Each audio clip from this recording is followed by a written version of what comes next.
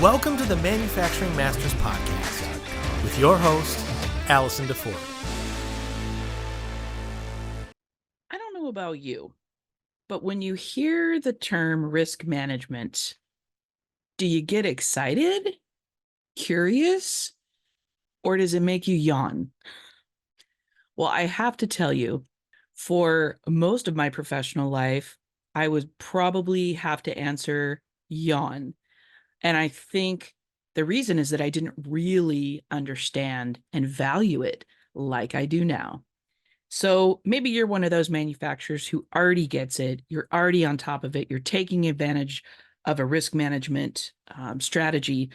And if you're not, I know you're going to want to after you listen to today's episode.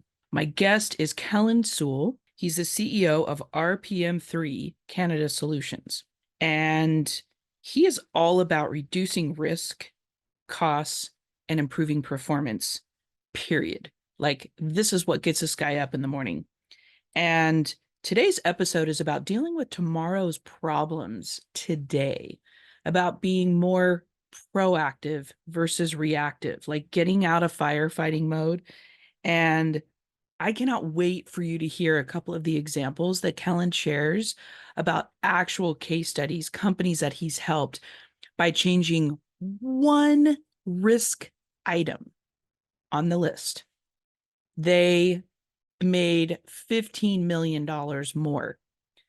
I kid you not. These are real examples and really hit home about how important this topic is and how you as a manufacturer can take advantage of it and really build your business. So I told Kelland, I think I'm going to rename him the Mitigation Master. I don't know. You'll have to listen and see if he was really crazy about that name. But thank you so much for taking time out of your day. This is going to be worth your while. Everybody, here we grow. I have decided that I like making up new titles for people. And I think I want to start referring to you as the master of mitigation. How do you feel about that? The master of mitigation, I don't know about that one. It's more about identification. Okay. Rather than mitigation. Okay. Well, that's where experts like you go.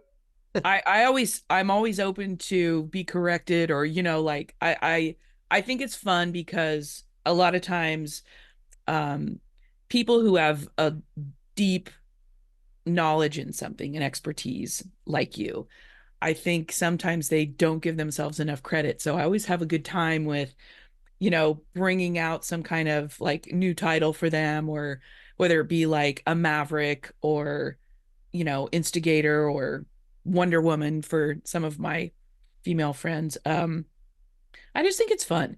And you, especially if you listening have not already subscribed to the Manufacturing Masters platform and tuned in to Kelland's videos, they're masterful. I mean, in like 5 minutes, I took so many notes, and then in preparation for this, and I learned so much. And I looked at the time and I thought, holy cow, what you pack into a very short, just bite-size time span is really impressive. So that's what I want to bring today to our audience. I want to have you share and help manufacturers deal with tomorrow's problems today. And who doesn't want that, right? Yeah, that's a nice tie-in, actually, because what I found with manufacturers, a lot of them are ISO 9001 certified. Mm-hmm. It's a common certification, and it takes a bit of work to do it, a lot of documentation, and it's a great certification. I actually look at the individual pieces on it.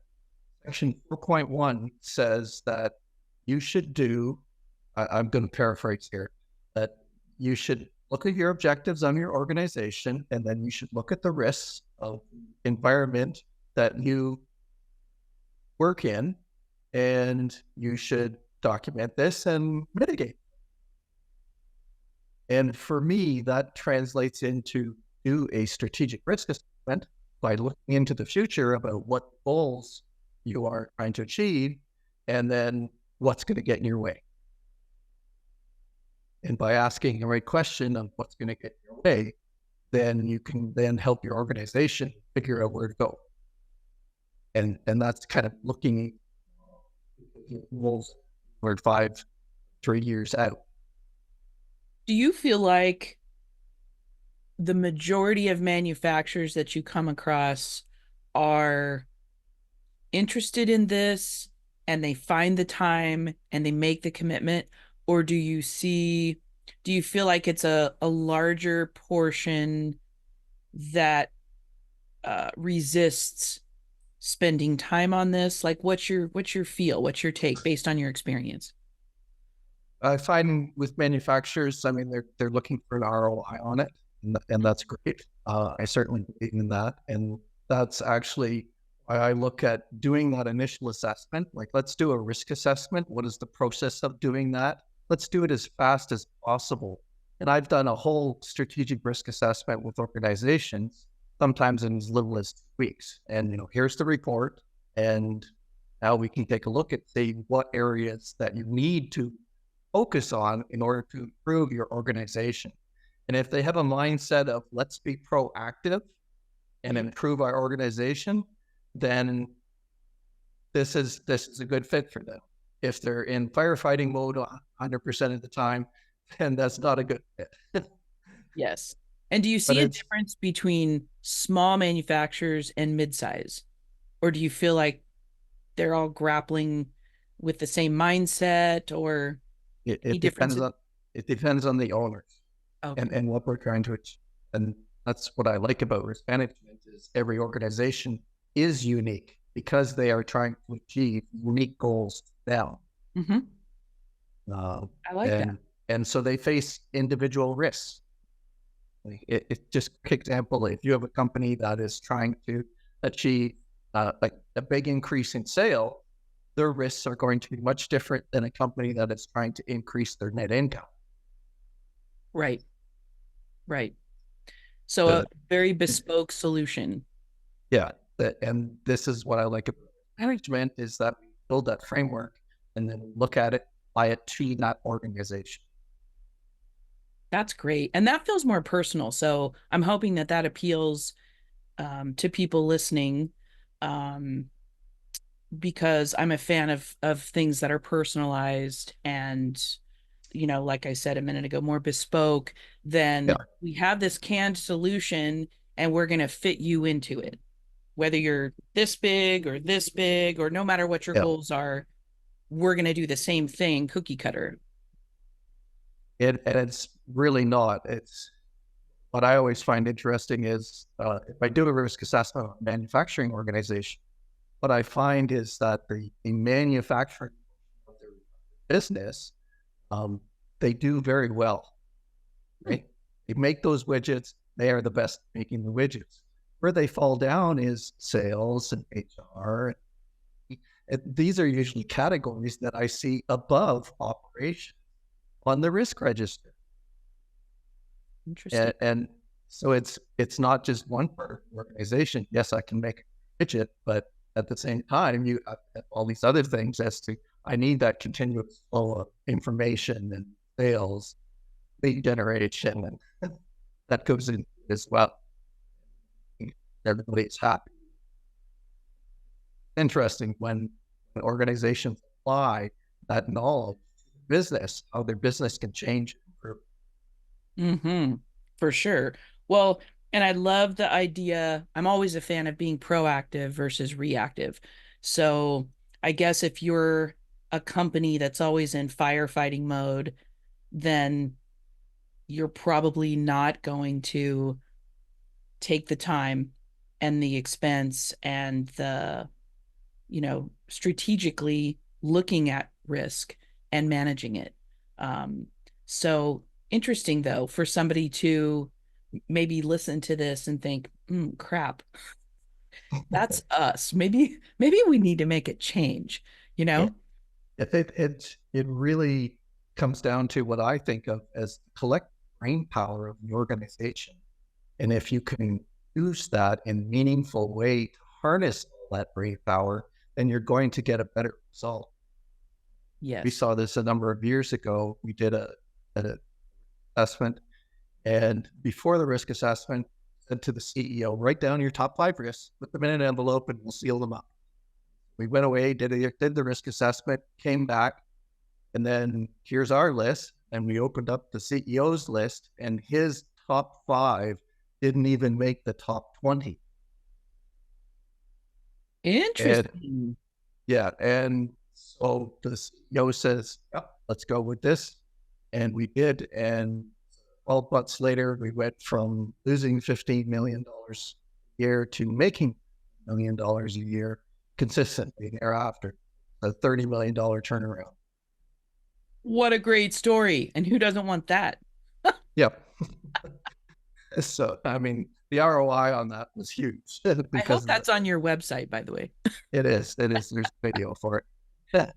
Excellent. Well, I love that story. Well, so one of the things I love in one of your videos, particularly on the platform, is you talk about taking action. So I wondered if we could break down quickly the 3 ways that a manufacturer can take action. The first thing you talk about, and I think this is important, is that your mitigation plan is associated with the risk. So like, what does that mean exactly? Common misconception when you talk about risk is that you're really talking about a risk event. Okay. So it is something happened, which then causes you a loss, or sometimes the risk can be positive. But most times people think about it as a loss. Right. I screwed up a post when I put it out on LinkedIn, and now I have reputational loss because everybody can't spell or something. This sort of thing. So when we talk about risk, the risk event is what we're doing. And so what we do is we want to identify all our risk events and create a risk register. Then that risk register, let's score them all based on an algorithm, and then find out what's important. We only deal with the ones at the top. Okay, that makes sense. Yeah, so this is what I kind of like the term bringing order from chaos, because when you chart this out, you chart out somebody's risk register on a graph, it just looks like a great big cloud with risks all over the place. And then what you want to do then is at the top and work our way down. Let's look at the most worst, which risks I would want to mitigate. And that's the taking action portion of it, right? And for me, I want to do an assessment as fast, easy as possible, because it's from the assessment that will give me the knowledge and the information to take action. Right. And this is where a lot of it is. So if you look at, I help out a nonprofit, and so we have a risk program that contains 3 steps. We identify risks, mitigate risks, and monitor those mitigations. And those 3 actions satisfy the definition of a risk. Well, the second thing that you talk about, and I think this is really important, and this makes me think of the CEO that you talked about a moment ago, is the solution worth the cost? So, and that is looking at that's kind of doing a deeper dive. Once we've identified what the risk event is, then from there you can look at what are possible solutions on it. Give you a quick example, like your utility, big long risk register, 150 items on it. We focused on the top 11. Mitigate took action on one of them, and it surrounded the training of plant superintendents. So we tore it apart. We looked at it, what's going on, what can we fix, how can we make it better? And we turned the training program around about 180 degrees and changed the way that we were delivering it, which saved us $100,000 in costs annually. Nice. So, and then from there, There was also, we had better run power plants, so they're more fuel efficient. We're not burning as much diesel. There's less call outs, so there's, less people going in and having to do emergency maintenance and that sort of thing. So it's just win-win-win all the way around. And that was just one risk. And we saved $100,000 plus, and it probably cost the organization maybe $20,000, $30,000 to the initial assessment. Wow. And so their payback was over 300% ROI on one item. well, I'm getting this visual in my mind because that's how I think. It's like the one risk that you took action on has such an effect, a ripple effect on so many other parts of the business. Like that is so exciting. Yeah, and it's you're focusing on the risks of the organization, and that's why they hit 550. I'm thinking as I'm listening to you. So risk management is art and science. So the science portion of it is we've been able to recognize the actual process of doing an assessment, and we can in an algorithm which everybody understands in order to come up to our score. But then the art of it then becomes, what are the causes and the consequences of this? Now that we've identified it, and what can we affect of those consequences? If it's a consequence, maybe we can go buy insurance. That way I just pay them, and if I have a $10 million claim, well, the insurance company's going to pay for it. Well, you talk about that a lot, cause and consequence. I want to spend a little bit more time on that because I think it's really important. What do you I know you talk a lot about one of the main things about focusing on cause and consequence is ROI, right? So is it worth spending this? What's the consequence going to be? Like, what do you feel like? Expound on that for me a little bit more, and the manufacturer who's listening to this, like, let's help them understand this even better. Okay, let's run through a quick example. So the manufacturer has an inside sales team, and they've done a lot of studies on this team, and they know that every time one of those people picks up a call from a customer calling in, that they will get a minimum order of at least $600. Okay. Every time they miss a call, they lost $600. So there's your risk event. Risk event is missing a call on inside sales. Okay. So now we need to look at what's the cause of that. Well, maybe we don't have enough lines coming in. Maybe we don't have enough people on the desk. Maybe we're not scheduling our people at the right times in order to account for that extra volume. Maybe somebody took a break and they weren't supposed to. See, there's lots of different causes of why that phone is not being answered and why they're missing out on it. And part of and looking at it and saying, well, what's most likely and where can I get my most bang for the buck? So if I figure out how many missing phone calls a week I'm having, apply that out, very huge and very quickly. And then you say, okay, so I'm missing out on $600,000 worth of sales because I don't have people there to pick it up. And then from there, now I can look at my ROI because now I know what my consequence is. $600,000. Well, let's have some people. I can add people easily to inside sales. So it's an easy fix, and it's a great ROI because now I'm not missing those calls. I've got an extra $600,000 worth of sales coming in, and my ROI is huge because it did cost me $1,000. And that seems like such a no-brainer, but if you're not being mindful of what the risks are and the causes. Yeah, but you have to know what the risk is to begin with. And going back to my utility example, that risk was on nobody's mind until we did that exercise. And then it was at the top of the risk and everybody's going, this is a big risk. We need to do something about it. And so they took action. Wow. I love that. Well, and the third thing that you talk about, and I'm a big fan of this as well, is implementing a tracking system, right? To monitor that it's working. So do you want to talk about that for a minute? Yeah, we can go back to the inside sales example. And if my sales after I put 2 more people in, how many more missed calls do I have? Do my missed calls go down? Do my sales go up? It's that after effect of we need to put this action in place, and then we need to monitor it for time to make sure that it is being effective and it is producing the results that we want.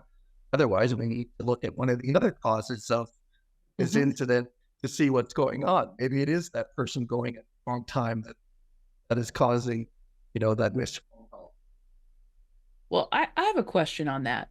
Darren Mitchell, the founder of Manufacturing Masters, he and I talk frequently about the manufacturer who asks for advice or pays for consultative services, let's say like yours, and then they don't do anything with it. Do you see that commonly or uncommonly, that a manufacturer or a company will come to you and you'll do the risk assessment and you evaluate all this stuff?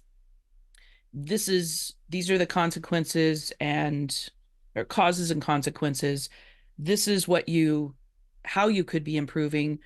And they say, thank you very much. But then they just maybe they're the firefighter company, right? They're just so busy that they go off and then they don't take advantage of the advice. Do you see that happen, or is that rare? No, it does happen. And that's, part of that on the consultant holders as well, as to not figuring out if there's a proper step. Right. Right. And that's, I heard this not too long ago. It's a mantra for a sales cycle, anybody's sales cycle. And it's actually 4 words, real easy to learn. So the mantra is them, us, it, proof. So first, number 1 is you always focus on your client first. Then you see what solution that you have for them. And then the fit is we need to make sure that culturally we are fit. And then let's do a proof on this to make sure that the results are good. Well, I think that's important. And I've experienced that myself working with manufacturers on the marketing side of things, I guess. And it always kills me when maybe it seems like a good fit up front, and I get excited about not so much the work that we're going to do, but the results that we're going to help create. That's what I get so excited about. And then if somebody chooses not to take advantage of the knowledge and expertise that they've paid you for, I think I used to take it personally, or I'd get really bummed because it's like, man, you took the time, you spent the money, you have this plan in front of you, and you're choosing to firefight and not take advantage of it. And do you feel like that company is it better to identify up front and not take them on as a client? Or do you feel like that's just really a personal and professional choice on their part and let it go? Well, I mean, I certainly applaud them for taking an initiative to go out and explore. And they are willing to put resources towards that end.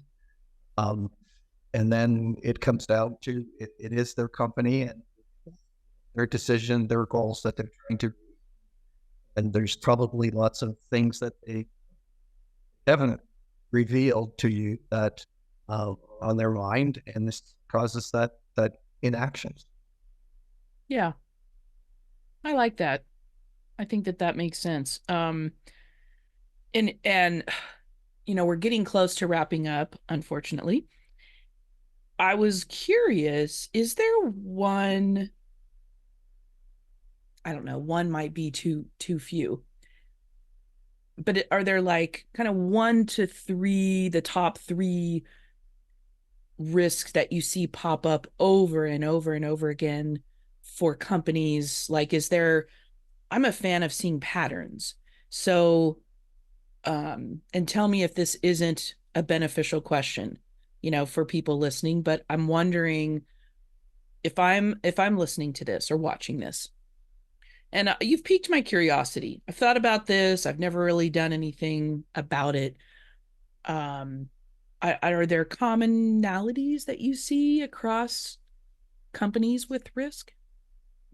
Yeah, across manufacturing, I usually see it just based on categories, not specific risks. They're individual, but it's more categories, and it's sales process, it's the IT, HR that because I see a lot of small to medium sized companies, and so this is the areas that they are struggling. And it's common, yeah, because they know how to they spend a lot of time learning how to make what they make, but at the same time now they need all the other infrastructure, and that can be a barrier to growth if they're looking to and then grow, and they have large goals that they're trying to reach. Then it's sometimes these areas that are getting it. Yes. And do you have different levels of assessments that you do, or is it pretty much you have created this overall assessment that works and you use it for every client? I'm just curious, like, are there different kind of price points and levels? It depends on what you're trying to assess. If you're looking to do a strategic assessment, then that's from scratch. There is no template because each company is unique. We do have other assessments. I work with a consultant. He has what we calls it his business manufacturing health assessment. And it's based around 8 key business principles. And he asks a lot of questions, 206, I think it is, of various levels of the organization, and it all feeds into his assessment, and then out pops the report on it. And so, I mean, there's various levels that if you want to do a cybersecurity assessment against your organization, then we do those as well. We have consulting partners that do those as well. So it depends on really what you're trying to achieve. So many different assessments that an organization do. Strategic at the very top, and then operations and cybersecurity. They can look at health and safety. They can look at lots of different things in detail. And it depends on where you want to draw the box to what you want to look at. That makes a lot of sense. And is there any question that I didn't ask that you think would benefit the manufacturer who's listening or watching this? Something that you think, I'll be remiss if I don't talk about this before we go? But I put my risk management hat on, and any manufacturer that is 9001 certified is regulation 4.1, right? It is that very first step. It's foundations, do that strategic. A lot of organizations don't do that very well. And it produces such fantastic information that you then use and produce that ROI and improve operations. Beautiful. Well, I think everybody listening will agree with me that you have made a topic that isn't necessarily sexy, if you will, a lot more interesting and easier to understand, at least for me. And I really appreciate that and value that in someone when you're able to do that. You take something that, frankly, I think used to be a little, I don't know, confusing or foggy to me, and make it clear and make it something where I lean in and I'm like, oh, tell me more. And I'm understanding this. So thank you for that. I think it's definitely one of your superpowers. With my company, I'm lucky in that I get to talk to lots and lots and lots of different risk in it. I get to see how they're applying it. Is always fascinating me, and then I like to take it and apply it to different areas. I actually applied it to sailing, risk management, and applied it to sailing a sailboat across, and what are the risks involved, and did a whole risk. So quick questions. This is just a little aside. I don't know if you've ever seen the movie Along Came Polly with Ben Stiller and Jennifer Aniston, but he was a risk management guy. So are you the risk management guy that sits at the bar and evaluates the risk on how many people have touched the peanuts in the bowl? Likely you are. No. I'm more interested in, let's identify what your top 10 risks are, and let's take it. Okay. That's what I want to do something about. The assessment portion of it, that's what we do very quickly and easily. But from there, you need to take action, and that's where your ROI. All right. Well, I'm so appreciative of you spending time with me and our manufacturers. So thank you so much, Kelland. And if you listening have not taken advantage of a risk assessment, or, maybe you've thought about it, but you put it on the back burner, I highly recommend that you reach out to Kelland. I really think that it would be worth a conversation. Thank you. Absolutely. And I look forward to having you back. And I want to, anytime, because I think this is an important topic, and I think it's something that will help our manufacturers become more successful and faster, and ultimately save and make a lot of money in the process. And that's what we're all doing this for. Yep. So for everybody listening, thank you so much for taking a little time out of your day to spend with Kelland and I. And, if you're not already subscribed, please follow us on Apple Podcasts. And if you feel inclined, leave a review, or, click 5 stars, because it lets other people know that there's value in this and it's worth tuning into. And just want to say thank you for everything that you do, Kelland, and everything that our listeners are doing as manufacturers every day, making something from nothing and having a huge impact on, their employees, families, communities, and, the US and Canada and globally as a whole. So we appreciate you having me. I appreciate it.